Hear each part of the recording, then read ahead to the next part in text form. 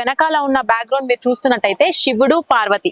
దీన్ని కూడా మొత్తం కొండని కూడా కైలాసగిరి అంటారు. మనకి ఎక్కడో విశాఖపట్నంలో ఈ మాట విన్నాం కదా కైలాసగిరి అని. ఇక్కడ మన వరంగల్లో దేశాయిపేటలో ఒక సీకేఎం కాలేజ్ ఉంటుంది ముందుకు. ఆ కాలేజ్ దాటిన తర్వాత ఒక 500 మీటర్ల దూరంలో అనుకోండి, ఆ దూరంలోనే ఇంత పెద్ద ఆలయం ఉంది. అది ఎవరికి కూడా బయట తెలియదు. మీకు అన్ని విషయాల్ని చూపిస్తాను.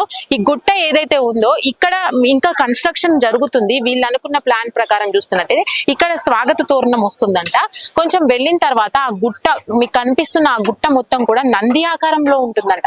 ఎప్పటి నుంచో ఉంది ఆ గుట్ట. ఆ గుట్ట మీద వీళ్ళు కన్స్ట్రక్షన్ అనేది స్టార్ట్ చేశారు నంది ఆకారంలో. ముందుకు మనకి నందికి మొహం ఏదైతే ఉంటుందో అది అక్కడ మోపురము మధ్యలో ఇక్కడ వచ్చినట్టయితే తోకలాగా ఉంటుంది కదా, ఈ తోకలాంటి ప్రాంతంలో మెట్లని ఏర్పాటు చేశారు. మీకు ముందు వెళ్తూ అన్ని వివరంగా చూపిస్తాను రండి. చూసారు కదా, ఇది ఈ మొత్తం కూడా నంది విగ్రహం లాగా ఉన్నటువంటి గుట్ట మీద ఇలా శివుడు పార్వతి మొత్తం కుటుంబ సమేతంగా.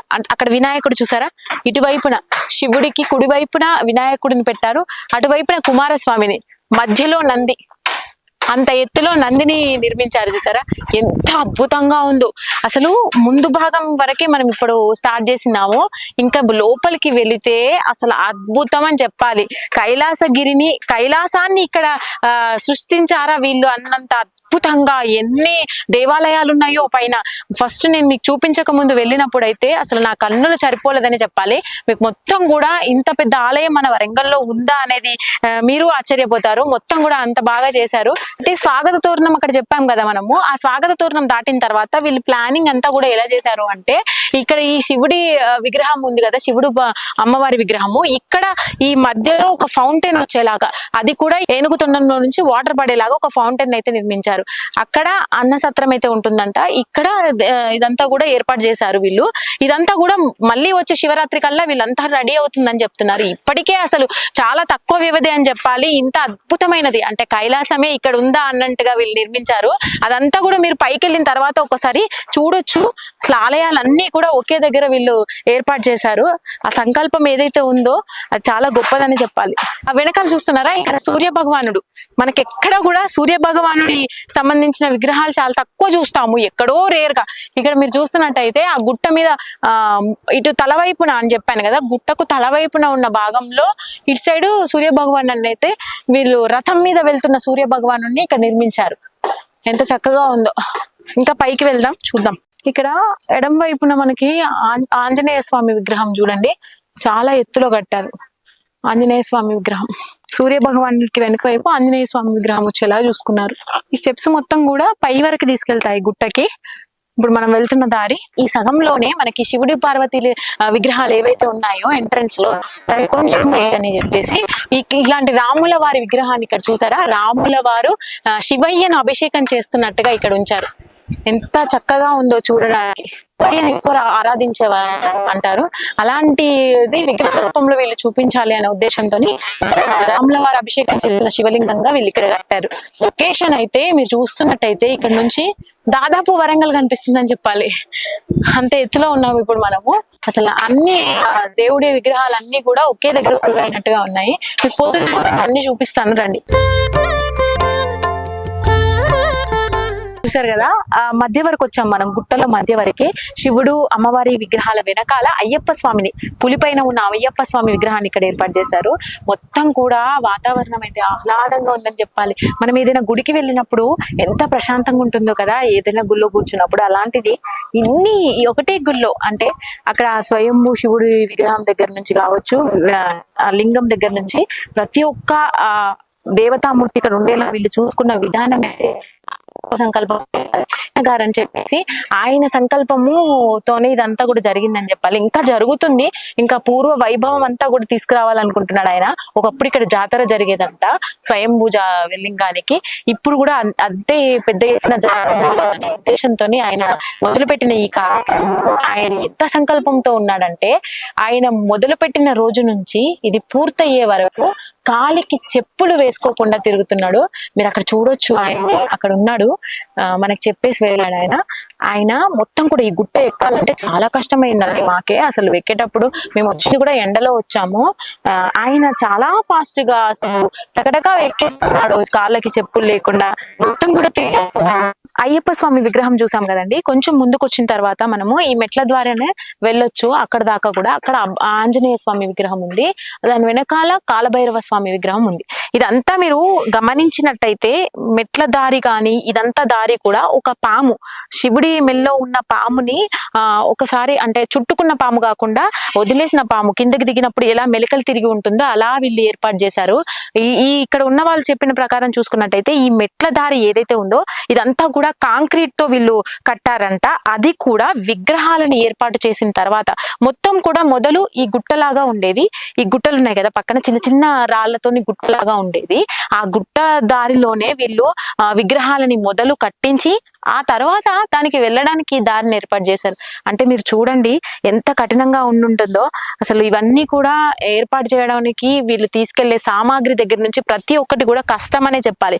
మనం నార్మల్ గా ఈ మెట్ల ద్వారా వెళ్తున్నాము, మనకు అంత సింపుల్ గానే అనిపిస్తుంది, కానీ ఈ గుట్టలాగా ఉన్నప్పుడు ఆ పని చేయడము, ఇక్కడికి వచ్చే పని వాళ్ళు కూడా వాళ్ళంత సంకల్పంతో చేశారు కాబట్టి ఇంత బాగా రెడీ అయిందని చెప్పాలి. మనం ముందుకు వెళ్దాము, ఇక్కడ ఆంజనేయ స్వామిని చూసి అటు కాలభైరవుడి వైపు వెళ్దాం. అయితే ఇంకొక విషయం మీకు చెప్పాల్సింది, గుడి ఎంట్రన్స్ లో అంటే గుట్టకి ఎంట్రన్స్ లో ఉన్న శివుడు అమ్మవారి విగ్రహాలు ఏవైతే ఉన్నాయో వాళ్ళ ఇంకా ప్లానింగ్ ఏముందంటే, వాళ్ళు ఆ విగ్రహాలు పెట్టిన తర్వాత ఇటు ఒక 18 స్తంభాలు ఇటు ఒక 18 స్తంభాలు పెడతారంట, అమ్మవారికి ఇటువైపున శివుడికి ఇటువైపున.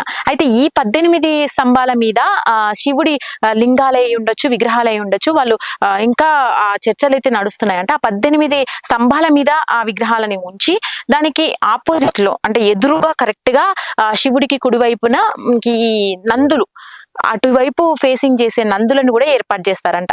మధ్యలో ఫౌంటైన్. అంటే చూడండి అది అయిన తర్వాత ఎంత అద్భుతంగా ఉంటుందో. మరో కైలాసగిరి అని చెప్పాలా, దానికి వరంగల్ కి చాలా మంచి పేరు వస్తుందని చెప్పాలి ఫ్యూచర్ లో. ఇది మొత్తం మళ్ళీ వచ్చే శివరాత్రి నాటికి, శివరాత్రి ఉత్సవాలు అయితే ఇక్కడ బ్రహ్మాండంగా జరుగుతాయంట. కొన్ని వేల మంది భక్తులు ఇక్కడ దగ్గర వాళ్ళు వస్తూ ఉంటారట. అనేక కార్యక్రమాలని వీళ్ళు కండక్ట్ చేస్తారు. ఆర్కెస్ట్రా గానీ, నైట్ 12 గంటల తర్వాత లింగోద్భావం అని ఉంటుంది ప్రతి గుళ్ళో, అది చాలా గొప్పగా జరుగుతుంది ఇక్కడ. చుట్టుపక్కల వాళ్ళైతే అదే చెప్తున్నారు, అసలు శివరాత్రి రోజు ఈ గుడికి రాకపోతే మాకు అసలు ఆ శివరాత్రి కాదు అన్నట్టుగా చెప్తున్నారు.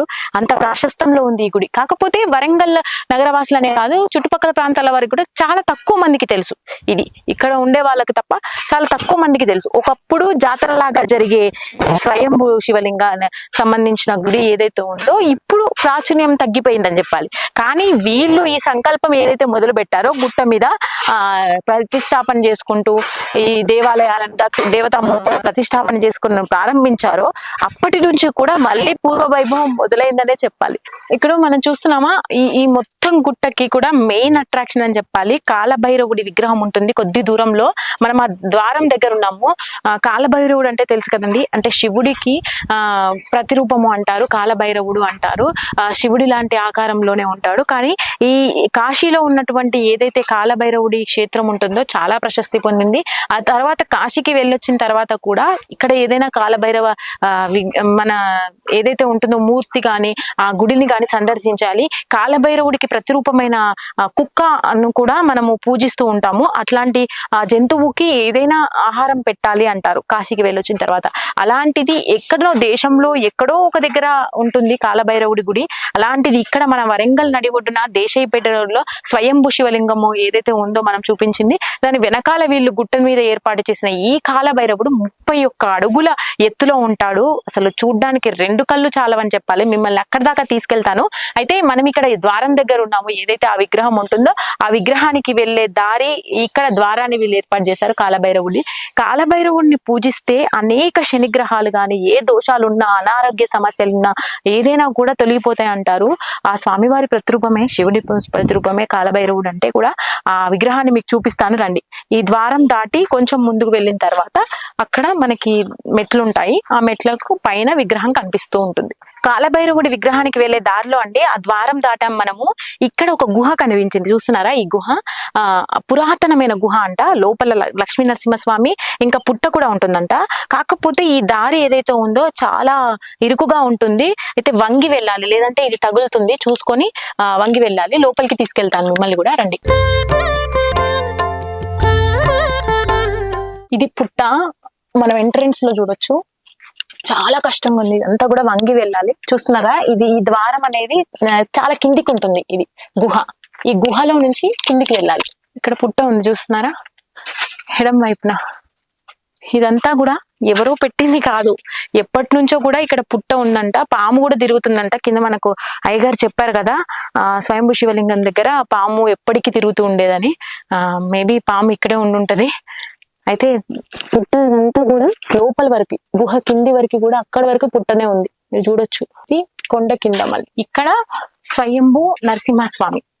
ఇదే గుట్టకి ఇక్కడ ఇరువైపులా కూడా గుట్ట చూడొచ్చు. పైన కూడా గుహలాగా అంటే బండలతోనే ఉండిపోయింది. మనం వచ్చిన దారిలో కొంచెం లోపలికి రాగానే ఇక్కడ స్వయంభూ లక్ష్మీ నరసింహస్వామి. మీకు ఎక్కడ కూడా లక్ష్మీ నరసింహస్వామి యాదగిరిగుట్టలో అయితేనేమో, కొడవటంచ అంటారు, అక్కడైతేనేమో ప్రతి ఒక్కటి కూడా గుట్టకి ఆనుకునే ఉంటాయి లక్ష్మీ నరసింహస్వామి విగ్రహాలు. అలాగే ఇక్కడ కూడా ఏదైతే మనం గుట్ట ఎక్కొచ్చామో దాని తర్వాత కాలభైరవ స్వామి అది ద్వారం వస్తుంది. ద్వారం తర్వాత ఇలాంటి గుహ ఒకటి వస్తుంది. ఈ గుహ లోపల ఎడమ వైపున మనకి పుట్ట ఉంది. పుట్టకి ఆపోజిట్ లో ఇక్కడ స్వామివారి విగ్రహం, బండకి ఇదంతా చెక్కారు.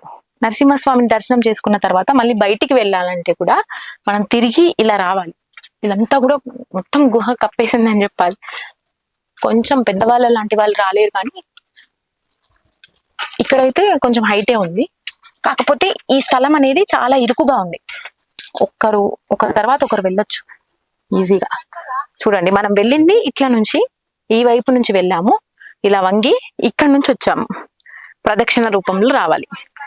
ఇక్కడ శివుడిది ఉంది చెక్కి. స్థలాన్ని కనిపెట్టి అసలు ప్రాచుర్యంలోకి తేవడానికి చాలా కష్టపడ్డారని చెప్పాలి.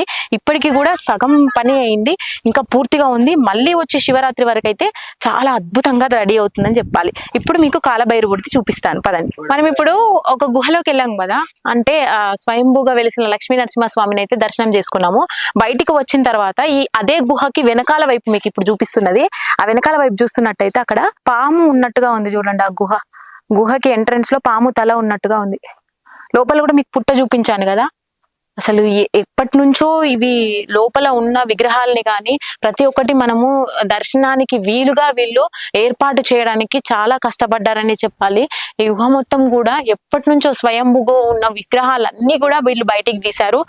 లోపల లక్ష్మీ నరసింహస్వామిది అయితేనే, లోపల పుట్ట, అవన్నీ కూడా వీళ్ళు ప్రాచుర్యంలోకి తెచ్చారు. అది కూడా ఈ గుహ పైన చాలా వ్యయ ప్రయాసాలతో కూడిన పని. ఎందుకంటే కాంక్రీట్ కానీ ప్రతి ఒక్క వస్తువు కానీ మనం ఇక్కడ దాకా తేవడం ఒకెత్తు అయితే పైనికి మనం లిఫ్ట్ చేయడానికి చాలా ఖర్చు అవుతుందని చెప్పాలి. వాళ్ళు కూడా ఎంతో నైపుణ్యంతో ఇవన్నీ కూడా ఏర్పాటు చేశారంట. ఇక్కడ ఉన్న వాళ్ళు చెప్తున్నారు అదే. మనం ఇప్పుడు వెళ్లే దారి మొత్తం కాలభైరవుడికి దగ్గర వరకు వెళ్తుంది ఈ మెట్ల దారి. ఈ గుట్ట మొత్తం కూడా మనము దర్శనం చేసుకుంటూ వస్తున్నాము కదా, ఒక్కో విగ్రహము ప్రతి ఒక్కటి కూడా ఆల్రెడీ వాళ్ళు ఎప్పటి నుంచో ప్రాచుర్యం లేక లోతున పడ్డ విగ్రహాలు కానీ అవన్నీ కూడా వెలికి తీసి వీళ్ళంతా కూడా ఒక సమిష్టితో ఈ విగ్రహాలన్నింటిని కూడా ఇక్కడ మీరు చూడొచ్చు. ఇక్కడ సరస్వతి విగ్రహం ఏదైతే ఉందో, ముందు వెళ్తుంటే మనకు శివలింగాలు, అక్కడక్కడ ఒక్కొక్క శివలింగాలు కనిపిస్తున్నాయి. అటు కృష్ణుడు వారు గోపికలతో ఉన్న విగ్రహాలు కానీ మొత్తం 108 విగ్రహాలను ఇక్కడ ఉన్నాయంట. వీళ్ళు వెలికి తీసి మొత్తం కూడా దాన్ని ప్రాచుర్యంలోకి తెచ్చే ప్రయత్నం అయితే చేస్తున్నారు. చాలా గొప్ప సంకల్పం అని చెప్పాలి. ఒక ఫ్యామిలీ ఇప్పుడు కాలంలో ఏదైనా దేవాలయానికి వెళ్తే అమ్మవారిని గాని అయ్యవారిని గాని వెళ్ళడం, దర్శనం చేసుకోవడం, ఇంటికి వెళ్ళిపోవడం, ఇదే తెలుస్తుంది. కానీ మనకి ఇప్పుడున్న జనరేషన్ పిల్లలకి ప్రతి ఒక్కటి పూర్తిగా విశ్లేషించి చెప్పే జ్ఞానమే ఉండొచ్చు. ఏదైనా కూడా మనకంత ఓపిక లేకపోయి ఉండొచ్చు. ఏదైనా కూడా వాళ్ళకి తెలియకపోతుంది ఇప్పుడున్న దేవాలయాల సంగతి. అయితే ఇప్పుడు ఇట్లాంటివి అన్ని ప్రాచుర్యంలోకి వస్తే మనకు పూర్వం నుంచి ఏవైతే ఉన్నాయో చాలా వెలికి తీయాల్సిన ఆలయాలు అయితేనేమో, పురావస్తు ఆలయాలు అయితేనేమో, స్వయంభుగా ఉన్నాయి అన్ని కూడా మనం ఇలాంటివి అన్ని ప్రాచుర్యంలోకి తెస్తే మన హిందుత్వంలో ఉన్న గొప్పతనం గురించి కానీ మన ఈ దేవాలయాలకి సంబంధించిన అద్భుతమైన కథలు కానీ మన జనరేషన్, ఫ్యూచర్ జనరేషన్ కి కూడా తెలిసే ఒక ప్రయత్నం అయితే మనం చేయగలుగుతాం. అదే సంకల్పంతో వీళ్ళు మొదలు పెట్టారు. ఇదంతా కూడా లోపల నుంచి వెలికి తీశారని చెప్పాలి. ఎన్ని ఏళ్ల నుంచో లోపల ఉన్న ఈ విగ్రహాలు అయితేనేమో, ఇక్కడ ఉన్న ప్రాచుర్యం అయితేనేమో వీళ్ళ సంకల్పంతో అయితే ముందుకు రాబోతుంది. మరికొద్ది రోజులలో మనం ఇంకా పూర్వ వైభవంగా ఈ రాయిని మొత్తం చూస్తామని చెప్పాలి. ఒకప్పుడు రాయిగా ఉన్న ఈ గుహ ఇప్పుడు పూర్వ వైభవం తెచ్చుకొని మరికొద్ది రోజుల్లో మనకు చాలా పెద్ద ఆలయంగా, యాదాద్రిలో చూసుకున్నట్టయితే దైవ సంకల్పంతో గొప్పగా తయారైన ఆలయాన్ని అయితే ఇప్పుడు మనం చూస్తాం. అలాగే వరంగల్లో దేశపేటలో ఉన్న ఈ స్వయంభు శివాలయం వెనక ఉన్న ఈ గుహ మీద ఉన్న అన్ని స్వయంభు విగ్రహాలు అయితే ఏవైతే ఉన్నాయో వాటిని కూడా పూర్వ వైభవంతో మళ్ళీ మనము కొత్త వాతావరణంలో, జాతర లాంటి వాతావరణంలో చూడబోతున్నాం అని చెప్పుకోవాలి. అసలు వరంగల్లో మనం ఉన్నందుకు ఎంతో ఫీల్ అవ్వాలి. అయితే మనం ముందుకు వచ్చామండి కాలభైరవుడి విగ్రహం దగ్గరికి. 31 అడుగుల కాలభైరవుడి విగ్రహం ఎక్కడా మనము చూడలేము. అంతటి అపురూపమైన, అద్భుతమైన అని చెప్పాలి. పాముని చేతిలో పట్టుకున్న కాలభైరవుడు గాని, అక్కడ మెడని ఒక శరీరం మెడ భాగాన్ని పట్టుకున్నాడు, వెనకాల కుక్క ఏదైతే ఉందో ఆ విగ్రహం గాని ప్రతి ఒక్కటి రియలిస్టిక్ గా ఉందని చెప్పాలి. ఆ చెక్కిన శిల్పి ఎవరైతే ఉన్నారో అసలు మామూలుగా లేరు. అక్కడ దీనికి ఒక కథ ఉందండి. అయితే కాలభైరవుడి విగ్రహం దీన్ని ఇక్కడ ఉంచాలి అన్నది ఎందుకు వచ్చింది అని అంటే, ఫస్ట్ ఒక ఇదంతా కూడా ఏర్పాటు చేయడం జరుగుతుందంట. ఈ గార్డెనింగ్ కావచ్చు, ప్రతి ఒక్కటి దారి కావచ్చు, వీళ్ళు వేస్తున్నారు. అన్ని విగ్రహాలను వెలికి తీస్తున్నప్పుడు ప్రతిష్ఠించాల్సిన పూర్వ వైభవం తేవాలి అనుకున్నప్పుడు ఇదంతా ఏర్పాట్లలో భాగంలో వీళ్ళు ఒకసారి ఇక్కడికి రావడం జరిగిందంటే, ఇక్కడ కొలను ఉంటుంది, మీరు చూడొచ్చు. ఈ కొలను దగ్గరకు వచ్చినప్పుడు ఒక ముని అక్కడ తపస్సు చేస్తూ ఉన్నాడంట. తపస్సు చేస్తున్న ప్రాంతంలో ఒక కుక్క ఉండేదట. ఆ కుక్క ఆ ముని చెప్పిన తర్వాత, కుక్క ఎప్పుడు కూడా ఎల్లప్పుడూ అక్కడే ఉండేదంట, ఆ కాలభైరవుడి విగ్రహం ఏదైతే ఉందో అక్కడ ఆ ప్రదేశంలో. అయితే ముని ఉన్నది వీళ్ళు గమనించి ఆయన దగ్గరికి వెళ్ళినప్పుడు ఆయన ఒక మాట అన్నాడంట, ఇక్కడ కాలభైరవుడి విగ్రహాన్ని ఉంచండి, ఇది కాలభైరవుడి స్థలము అని చెప్పేసి ఆ కుక్కను చూపించాడంట. అప్పటి నుంచి కూడా అక్కడ ఆ విగ్రహాన్ని వీళ్ళు ఉంచారు. అయితే అప్పటికి ప్రాచుర్యంలో ఉన్నప్పటికీ కూడా వీళ్ళు బయటికి తీసుకొచ్చి అందరికీ చూపించడానికి చాలా టైం పట్టిందని చెప్పాలి. ఎప్పటి నుంచో ఉన్న ఆ కుక్క ఒకేసారి అదృశ్యమైందంట. ముని చెప్పగానే అక్కడ నుంచి అదృశ్యమైంది. ఏదైతే భైరవుడి విగ్రహం వస్తుంది అనుకుందో మరి తెలియదు. అక్కడ స్వామివారు ఎప్పటి నుంచో ఉన్నారు కాబట్టి ఆ స్వామివారిని అలా ఉంచడం జరిగింది. చూడొచ్చు, మీకు నిజరూప దర్శనం లాగా ఉంది. ఎంత చక్కగా కనిపిస్తుంది అంటే స్వామివారు నిజంగా అక్కడి నుంచి చూస్తున్నారా అన్నట్టుగా కనిపిస్తుంది కదా. అయితే ఇదంతా కూడా కొలనండి, మీరు చూడొచ్చు.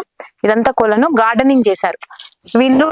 పోతుంటే ఇక్కడ ఎలాంటి కార్యక్రమాలు చేస్తారంట అంటే, యాగం, హోమాలు చేయాల్సినదంతా కూడా ఈ ప్రదేశంలో ఉంచుతారంట. ఈ ప్రదేశంలో ఇక్కడ ఏదైతే ఉందో ఈ ఏమంటారు, ఈ ప్లేస్ అంతా కూడా అంటే మనం ఏదైనా ప్రదేశంకి వెళ్ళినప్పుడు, ఆధ్యాత్మిక ప్రదేశంకి వెళ్ళినప్పుడు ఏదైనా మనం పాజిటివిటీ కోరుకొని కొంచెం జపం చేస్తుంటాం. ఏదో ఒక పాజిటివిటీ కోసము, కొంచెం ప్రశాంతంగా కూర్చోవడము ఫ్యామిలీ మెంబర్స్ తోను. ఎవరైనా భక్తులు ఇక్కడికి వచ్చి ఈ ప్రదేశంలో కొంచెం అయ్యవారిని కానీ అమ్మవారిని కానీ ధ్యానం చేసుకుంటూ ఉండేటట్టుగా ధ్యాన పీఠం లాగా ఇదంతా ఏర్పాటు చేశారంట. ఎవరైనా సామాన్య భక్తులే. కొంచెం ముందుకు వెళ్తే ఇక్కడ కొలను ఉందండి. ఇదంతా కూడా హోమాలు, యాగాలు చేయొచ్చు అన్నారు. ఇదంతా కూడా జరిగిన తర్వాత ఏర్పాటు చేస్తారంట. అక్కడ మనం పైన చూసుకున్నట్టయితే ఇక్కడ ధ్యానపీఠం ఏదైందో అలాగే అక్కడ ధ్యానపీఠం ఉంచారు. ఏదైనా ప్రవచనాలు చెప్పడానికి కోసం అని చెప్పి వాళ్ళు అక్కడ ఏర్పాటు చేశారంట. భక్తులు ఇక్కడంతా కూర్చొని వినేటట్టుగా అంత ఎత్తులో స్వామి వారికి దగ్గరలో ప్రవచనాలు ఏదైనా చెప్పొచ్చు అన్నట్టుగా వాళ్ళు అక్కడ పీఠం అయితే ఒక ఏర్పాటు చేశారు. ఇక్కడ మనకి ఆదిశంకరాచార్యులు ఎంత గొప్పగా ఏర్పాటు చేశారో చూడండి. ఆదిశంకరాచార్యుల పీఠం లాగా వీళ్ళు ఇక్కడ ఉంచారు. ఇదంతా కూడా ఇక్కడ మనకి మొత్తం కూడా మన పిల్లలంతా కూడా వచ్చి అన్ని విషయాలను నేర్చుకునేలాగా వీళ్ళు కళ్ళకు కట్టినట్టుగా చూపించే ప్రయత్నం అయితే చేస్తున్నారని చెప్పాలి. ఇక్కడ చూసారా, భృగు మహర్షి విగ్రహాన్ని ఉంచారు. చూడండి, తపస్సు చేస్తున్న భృగు మహర్షి అని చెప్పొచ్చు, ఆశీర్వచనం ఇస్తున్న భృగు మహర్షి అని చెప్పొచ్చు. చూడ్డానికి ఎలా ఉన్నాయంటండి, ప్రతి విగ్రహం కూడా జీవకళ ఉట్టి పడుతుందని చెప్పాలి. ప్రతి ఒక్క దాటుతూ వస్తున్నాము మనము, ఒక్కొక్క ఏరియాని దాటుతూ వస్తున్నా కొద్దీ మనకు పురాణాల్లో చూపించిన ప్రతి ఒక్కటి వీళ్ళు ఇక్కడ కళ్ళకు కట్టినట్టు చూపిస్తున్నారు. ఆదిశంకరాచార్యులు రాశారు చూడండి, ఈ ద్వారం కూడా మొత్తం కూడా ఆదిశంకరాచార్యులు వారి శిష్యులతో ఉన్నట్టుగా లింగం మధ్యలో, చుట్టూ కూడా మళ్ళీ గార్డెనింగ్. ఎక్కడ కూడా వీళ్ళు గార్డెనింగ్ అయితే మర్చిపోలేదని చెప్పాలి. మనకి అదే కదండి ఇంపార్టెంట్. మంచి గాలి, మంచి వాతావరణం ఆధ్యాత్మిక ప్రదేశాలకు చాలా చాలా ముఖ్యం. మనం ఒక ప్రదేశానికి వెళ్తే ఆ ఆధ్యాత్మికత భావంతో ఉండి మనకు ఆ పాజిటివిటీ వైబ్స్ రావాలి అంటే ఆ ప్రాంతం అలా ఉండాలి. ఆ ప్రాంతం అలా ఉండాలి అంటే మనకి చుట్టూ కూడా ఒక గార్డెనే కావచ్చు, పాజిటివిటీ ఎనర్జీ కావచ్చు ఉండి తీరాల్సిందే. అది ఈ స్థలంలో మేము వచ్చిన టైం నుంచి ఇప్పటి వరకు కూడా, మేము పొద్దున ఎప్పుడో 9కి వచ్చాము, ఇప్పుడు ఆల్మోస్ట్ 1 అవుతుంది. అయినా కూడా ఇక్కడ ఇంకా ఏముందో చూడాలి. పైనకి వెళ్తున్న కొద్దీ, ఆ గుట్ట ఎక్కుతున్న కొద్దీ ఇంకా ఏముంది, మీరు ఇంకా ఏమి ఇక్కడ వెలికి తీశారు, పూర్వం నుంచి ఉన్న చరిత్ర ఏంటి అని తెలుసుకోవాలనే అనిపిస్తుంది. ఎక్కడా కూడా మాకు విసుగు రావట్లేదు. అదే ఇక్కడ ఉన్న గొప్పతనం అని చెప్పాలి. మీరు చూసారు కదా బృహి మహర్షి ఇక్కడ కూర్చున్న ఈ దీని వెనకాల ఉన్న ఈ గుట్ట మొత్తం కూడా ఋషిపీఠం అని చెప్పాలి. ఋషిపీఠం అంటారు.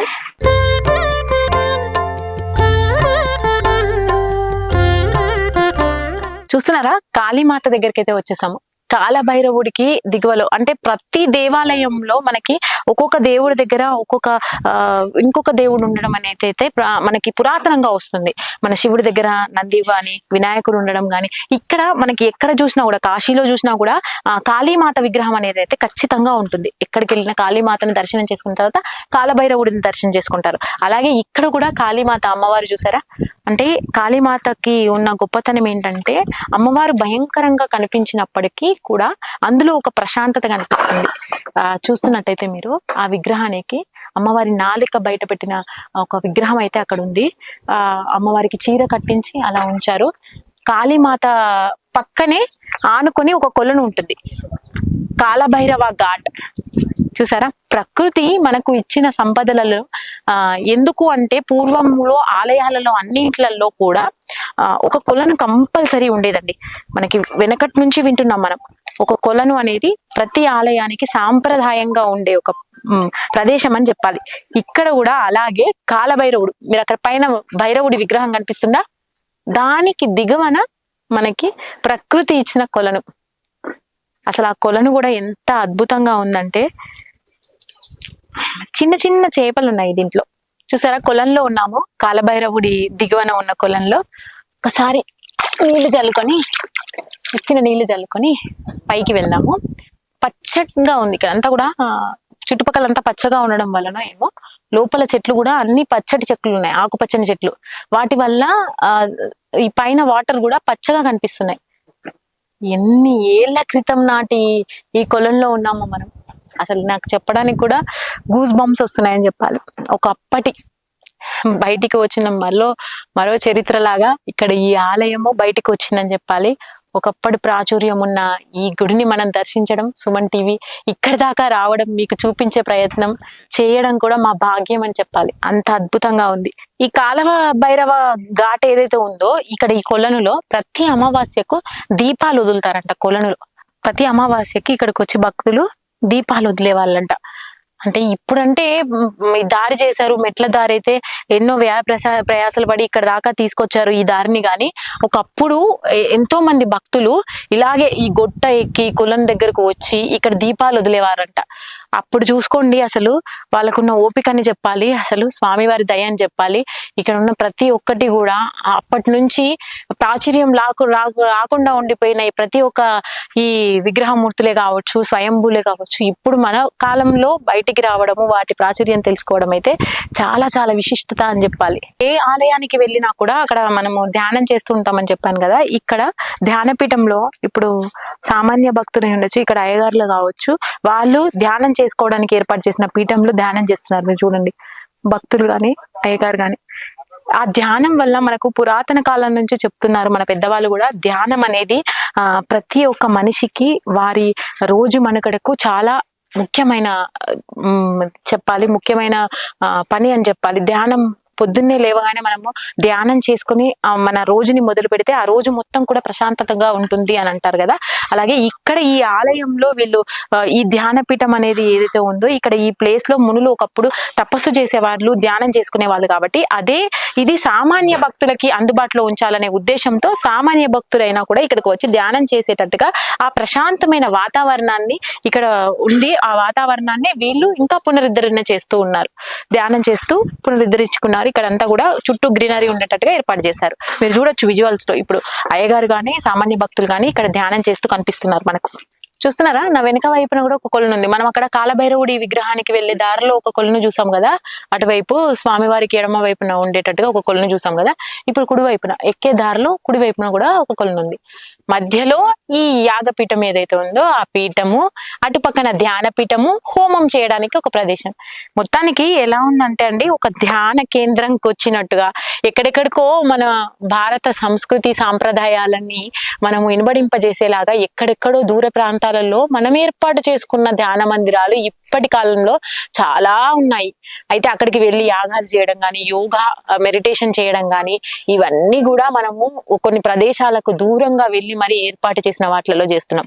కానీ మనకి ఇక్కడ న్యాచురల్ గా ఎప్పటి నుంచో ఉన్న ఈ ధ్యాన కేంద్రాలు అయితేనేమో, ఈ కొలను ఇంత హైట్ లో ఇవన్నీ కూడా మనం చూస్తూ పిల్లల్ని సంతోషంగా వాళ్ళని తీసుకొచ్చి వాళ్ళకి ఆధ్యాత్మిక భావన పెంపొందించేలాగా ఇవన్నిటి చరిత్రను కూడా మనం చెప్పించుకొని వాళ్ళకు ఒక ఎగ్జిబిషన్ లాగా చూస్తున్నట్టయితే గ్రీనరీ లాగా ఉంది కదా మొత్తం కూడా ఇక్కడ ఈ ఆధ్యాత్మిక ప్రదేశానికి తీసుకొచ్చి వాళ్ళని అన్ని కూడా ఎక్స్ప్లెయిన్ చేస్తుంటే వాళ్ళకు కూడా అర్థమవుతుంది మన భారతీయ సంస్కృతి అని చెప్పాలి. పోతుంటే దీనికి పూర్వ వైభవం అయితే ఎంతగానో వస్తుందని చెప్పాలి. వరంగల్ కి ఇది మెయిన్ అట్రాక్షన్ గా నిలవబోతుంది కొద్ది రోజుల్లో. అది మీకు ముందుగా చూపిస్తున్నాను నేను. మనం భైరవుడి దగ్గరికి వెళ్దాం రండి. చివరగా కాలభైరవుడి దగ్గరికి అయితే వచ్చేసామండి. మన వెనకాల 31 అడుగుల కాలభైరవుడు అయితే ఉన్నాడు కదా. ఈ ప్రదేశంలో మనకి ఇక్కడ ముందుకు ఈ హోమం చేసుకునేందుకు ఏర్పాటు చేసిన ఒక మండపం అయితే చూస్తున్నాం మనం. ఈ మండపం చూస్తున్నారా మీరు? ఎలా అనిపిస్తుంది అంటే పూర్వం మనకి మునివర్యుల ప్రదేశాలు ఏవైతే ఉంటాయో ఆశ్రమాలు, ఆ ఆశ్రమంలో ఇట్లాంటి మండపాలను ఎక్కువగా చూస్తుంటాం మనం. చక్కగా ముగ్గులు వేసి ఒక మండపాన్ని అయితే వీళ్ళు ఏర్పాటు చేశారు. ఈ మండపం లోపల హోమం చేసుకోవడానికి చాలా మంది అయ్యగారులు గాని, హోమం చేసే భక్తులు గాని ఇక్కడ కూర్చునే ప్రదేశం లాగా వీళ్ళు భైరవుడికి ముందు ఎదురుగానే ఇలా ఏర్పాటు చేశారు. అయితే ఈ కాలభైరవుడికి ఒక స్పెషాలిటీ ఉందని చెప్పాలి. ఈ స్వామివారి దగ్గరికి వచ్చి ఏ కోరిక కోరినా కూడా ఖచ్చితంగా నెరవేరుతుందంట. ఆ నెరవేరిన కోరికను ఇక్కడ ఈ శూలం ఉంది కదా, ఇక్కడికి వచ్చి ఈ నెరవేరాలి కోరిక అని స్వామివారికి ఎదురుగా ఉన్న ఈ శూలం దగ్గర ప్రార్థించి, స్వామి నాకు ఈ కోరిక నెరవేరాలని అని చెప్పుకుంటే స్వామివారు ఎంతో అద్భుతంగా రిజల్ట్ చూపిస్తాడట. ఇక్కడ ఉన్న ప్రతి ఒక్క భక్తుల మాట అదే. ఇక్కడికి వచ్చి మేము ఆ శూలాన్ని పట్టుకొని స్వామివారికి కోరుకున్నది ఏదైనా కూడా జరుగుతుంది అని అందరూ చెప్తున్నారు. ఇది ఈ స్వామివారి ప్రత్యేకత అని చెప్పాలి. కాలభైరవుడు భైరవ రూపము అంటే చాలా వరకు భయపడుతూ ఉంటారు. భైరవుడు అంటే గంభీరంగా ఉంటాడనో లేదంటే చూడ్డానికి అలా ఉంటుంది అన్న దృక్పథంతో ఉంటారు. కానీ ఇక్కడ భైరవుడి ప్రశాంతమైన ఆ మోము అయితేనేం ఆధ్యాత్మిక అద్భుతమైన ప్రదేశం అని చెప్పాలి. ఇది కూడా ఆ ప్రశాంతమైన మొహాన్ని చూస్తుంటే అసలు మరిచిపోతామని చెప్పాలి. నాగుపాముని పట్టుకున్న స్వామివారు గాని, వెనకాల ఆ విగ్రహం ఏదైతే ఉందో శునక విగ్రహం, అది ఇక్కడ మనకి ఆపోజిట్ లో శివలింగం ఉంది. మొత్తం కూడా గుట్ట మీద 108 విగ్రహాలు ఉన్నాయి అక్కడక్కడ కూడా చూస్తున్నట్టయితే. వీటిని దర్శించుకుంటే ఎంత భాగ్యమో మనకి. భైరవుడికి కింద అంటే కుడి చేయి కింద వినాయకుడు ఉన్నాడండి. వినాయకుడు వెనకాల ఒక కుక్క కనిపిస్తుందా మీకు? ఇక్కడ ఎప్పటి నుంచో కూడా కుక్కలు ఉండేవంట. ఆ కుక్కలు స్వామివారికి రక్షణగా ఉంటాయి అంటారు. సర్పాలు ఏవైతే ఉన్నాయో చూడండి, నేను ముట్టుకుంటున్నాను, ఏమనట్లేదు. సర్పాలు ఏవైతే స్వామివారికి శివలింగానికి రక్షణగా ఉంటాయో కాలభైరవుడికి ఇక్కడ శునకాలు అనేది ఉంటాయంట. ఇవి ఎప్పుడు ఇక్కడే ఉంటాయంట. స్వామివారి విగ్రహము, వినాయకుడి విగ్రహము పైనకు ఇక్కడ ఏదైతే ఉందో స్లాబ్ లాగా దాని పక్కనే మనకి కాలభైరవుడి విగ్రహం ఉంది. కాలభైరవుడు 31 అడుగుల కాలభైరవుడు. కాలభైరవుడి చుట్టూ తిరిగేలా విగ్రహం కాలభైరవుడిదే కదండి. కాలభైరవుడు అది సేమ్ విగ్రహం ఇక్కడ ఉంది. పైన అంతెత్తులో ఉంచారు ఉంచాం పుర్రెలతో, మీరు చూడొచ్చు. అవి సేమ్ దీనికి కూడా తలలుగా ఉంటాయి. మనకు ఆ పుర్రెలను చూస్తేనే అది కాలభైరవుడి విగ్రహం అని మనం గుర్తింపగలుగుతాం. అది ఇది అభిషేకాల కోసమే పెట్టినది. అది స్వయంభుగా అంటే అంత దూరంగా మనం పోయి అక్కడ స్వయంగా వేయలేం, దండ వేయలేం. కాబట్టి ఇక్కడ కాలభైరవునికి అభిషేకం ఉంటది. బహుళాష్టమి, శుక్లాష్టమి, పౌర్ణమి, అమావాస్య. పౌర్ణమి దాకా మనం బహుళాష్టమి, శుక్లాష్టమి, పౌర్ణమి దాకా అభిషేకాలు పొద్దున సాయంత్రం పూజ ఉంటది. అమావాస్య నాడు మాత్రం తప్పనిసరిగా హోమం ఉంటది. 7:30కు మొదలు పెడితే 9:30, 10 గంటల వరకు హోమం ఉంటది. ప్రతిరోజు ఆదివారం, మంగళవారం మాత్రం ప్రత్యేకంగా ఎవరైనా వస్తే పూజలు చేసుకోవడానికి ఉంటుంది. కుష్మాండ పూజ ఆదివారం, మంగళవారం వచ్చే వాళ్ళు ప్రత్యేకంగా పూజ కాకుండా ఆ రోజు పెట్టుకోవచ్చు. బహుళాష్టమి, శుక్లాష్టమి, పౌర్ణమి నాడు కూడా కుష్మాండం పెట్టుకోవడానికి వీలుంటది. ఆ విధంగా అనుకున్నట్టుగా మీరు జరిగేటువంటి పూజలు గాని నిర్వర్తించడం జరుగుతుంది. అయితే భైరవుడు అనేసరికి అమావాస్య రోజు ఎక్కువ పూజలు చేస్తారమ్మా. అయితే ఇక్కడ మీరు శూలం ఏర్పాటు చేశారు కదా, ఆ శూలం ఏంటండి దాని చరిత్ర? తాన ఆయుధం స్వయంభుష్టవుడికి, దిగంబరుడికి ఏది ఇంతకు ముందు ఏ రూపం శివుడికి లేదు. స్వయంగా కాలభైరవుడి రూపంతో శివుడు ఇతడు అని కనిపెట్టగలిగారు అంతే తప్ప అదానికి ఏది లేదు. సర్పాల మీద వేసుకోవడం, తిరగడం, సంచారకుడైన దిగంబరుడే కాలభైరవుడుగా మనం గుర్తించిన తర్వాతనే భైరవుని గుర్తించేళ్ళు. ఆ విధంగా కాలభైరవుడు, భైరవి, శివపార్వతులు అంటే వీళ్ళే అనే నిదర్శనం కాలభైరవుడే సత్యం. ఇది ఇక్కడ వెలవడానికి కారణం ఏంటంటే కొద్ది రోజుల క్రితం ఇదంతా జంగల్ గా ఉండే సార్ వాళ్ళు అక్కడ పూజలు చేస్తుండగా ఇక్కడ ఒక పెద్ద గుండు ఏర్పడింది. అంత పెద్ద గుండు, అది ఏది ఎక్కకుండా ఉండే అంత పెద్ద గుండు. ఇది గుండు మీద రోజు రాత్రిలో ఒక కుక్క వచ్చి పైన కూర్చొని, నల్లటి కుక్క బాగా ఏడ్చేది, పగళ్ళంతా తిరిగేది.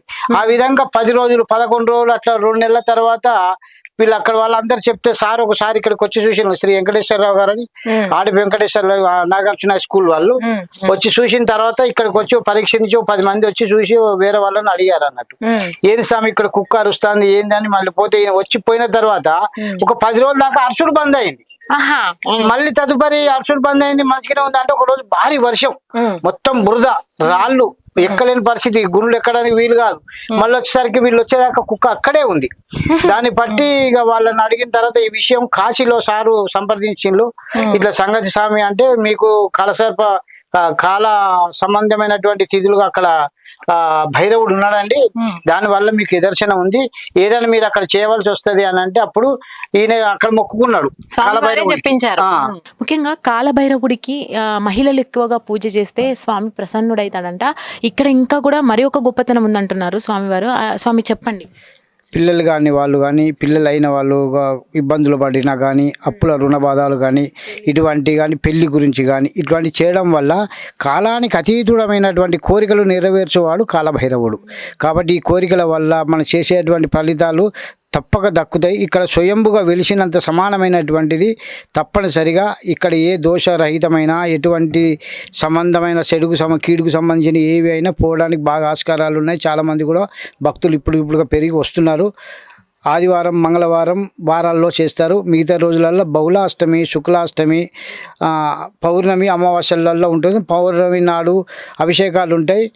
అష్టమి మన అమావాస్య నాడు మాత్రం తప్పనిసరిగా హోమగుండాలు ఉంటాయి. ఆ రోజు 9 నుంచి 10, 10:30 వరకు హోమగుండాలు కాలుస్తారు. ప్రత్యేకించి చేసుకున్న వాళ్ళు మధ్యలో సార్ను సంప్రదించాలి, మేము వాళ్ళ నెంబర్లు ఇస్తాం, వాళ్ళ గురించి ప్రత్యేకించి చేయడం కూడా కుదురుతుంది. కాల సంబంధ పూజలు కానీ ఇతరకు సంబంధించిన కీడుకు సంబంధించినవి కానీ చేస్తే మంచిది. శని రూపమైనటువంటి ఈశ్వరుడు కాల సంబంధమైనటువంటి కాలాతీతమైనటువంటి కాలభైరవుడు 2 సమాన శక్తులుగా సంబంధించే అటువంటిది. శనికి సంబంధించిన ఏ దోషమున్నా, రాహు కేతువులకు సంబంధించి దోషమున్నా ఇక్కడ కాలభైరవుని నమస్కరించడం, పూజ చేయడం వల్ల అటువంటి బాధలు కూడా తొలగిపోతాయి. రుణ బాధ, మంత్రతంత్ర, భూత, పేత, పిశాచ, రాక్షస బాధలు, ఎటువంటి కీడుకు సంబంధించినవి కూడా పోయే అవకాశాలు ఉంటాయి. తప్పనిసరిగా దర్శనం చేసుకోవడం మంచిది, చేసుకోండి. అందరికీ ఇదే మన విన్నపముగా చెప్తున్నాం. చూసారు కదా. అయితే కాలభైరవుడికి మహిళలు ఎక్కువగా పూజ చేస్తే మంచిదని అంటున్నారు. అయితే ఇక్కడ స్పెషాలిటీ ఏంటంటే పిల్లలు కలగాల్సిన వాళ్ళు, అంటే పిల్లలు లేని వాళ్ళు ఎవరైతే ఉంటారో వారు కూడా ఈ స్వామివారిని దర్శనం చేసుకొని ఇక్కడ కొన్ని పూజలు ఉంటాయంట, అవి జరిపించుకోవచ్చు అంట. అయితే పెళ్లి కావాల్సిన వాళ్ళు, ముఖ్యంగా శని దోషం వల్లనో కాలసర్ప దోషం వల్లనో పెళ్లి కావాల్సి లేట్ అయ్యే వాళ్ళు ఎక్కువ మంది ఉంటారు కదా, వారి కోసం ఇక్కడ పూజలు అయితే నిర్వర్తిస్తుంటారట. అయితే కాలభైరవుడు అనగానే మనకు బట్టలు కానీ ఏ వస్త్రధారణ కానీ లేకుండా పుర్రెలు ఏవైతే ఉంటాయో వాటిని చుట్టుకొని శ్మశానంలో తిరుగుతుంటారు అంటాడు భైరవుడు.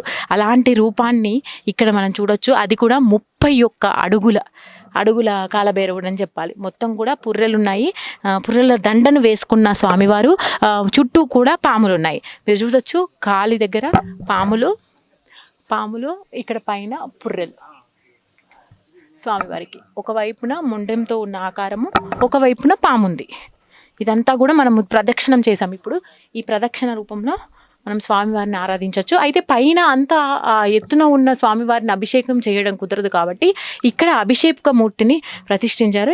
ఇది మొత్తం కూడా మనం అభిషేకానికి వాడుతుంటారు. ఇక్కడ పూజలు కానీ ఏదైనా జరుగుతాయి, స్వామివారిని అక్కడ తలుచుకొని అక్కడ శూలం దగ్గర మనం కోరిక నెరవేర్చుకోవడానికి కోరుకొని మనము స్వామివారిని ఆ కోరిక నెరవేర్చాల్సిందిగా విన్నవించుకోవచ్చు శూలం దగ్గర. తర్వాత మనము ఏదైనా మొక్కులు ఉంటే మనం అక్కడ అప్పచెప్పొచ్చు అనమాట. అలాంటి ఎంత గొప్పనైందంటే చెప్పాలంటే వరంగల్ నడిమ ఒడ్డున్నే ఇలాంటి ఒక ఆధ్యాత్మిక ప్రదేశం ఉందని ఎవ్వరికీ తెలియదని చెప్పాలి. చాలా తక్కువ మందికి, ఇక్కడున్న వారికి మాత్రమే ఇది ప్రాచుర్యంలోకి వచ్చింది. స్వయంభుగా వెలిసినటువంటి ఎన్నో దేవతామూర్తులను మనం ఇక్కడ చూసాము. ఇంత గొప్పనైన ప్రదేశాన్ని అయితే మీకు చూపించే ప్రయత్నంలో ఎన్నో ప్రయాసాలు పడ్డామని చెప్పాలి.